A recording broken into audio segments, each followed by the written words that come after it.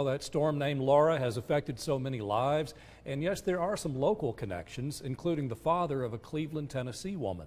Channel 3's Joy Dukes has more on that story. Joy, good afternoon. Oh, yeah, David.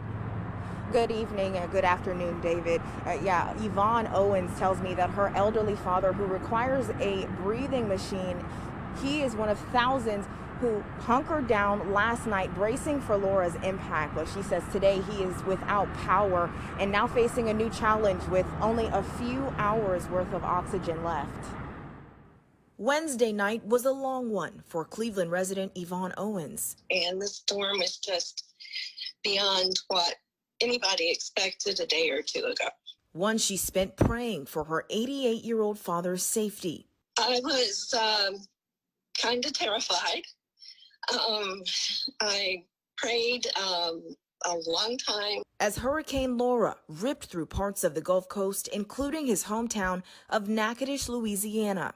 The eye of the storm went right over him, and they got hit pretty hard. Owens tells Channel 3 her father, who suffers from pulmonary fibrosis, didn't see too much damage to his home, but did lose power, leaving him unable to use the oxygen tank he requires and a day's supply left. He has a hard time breathing, and if he doesn't have the air, it doesn't take him but a minute to where, less than a minute now, to where he is gasping for air. Her father, John Sims, is one of thousands now in need of help.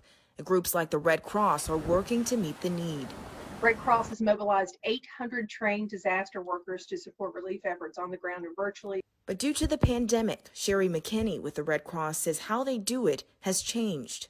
During COVID, we can't have folks in congregate sheltering situations like churches, schools, civic auditoriums, that type of thing. We have to have them separate and isolated. So they're in need of donations now more than ever.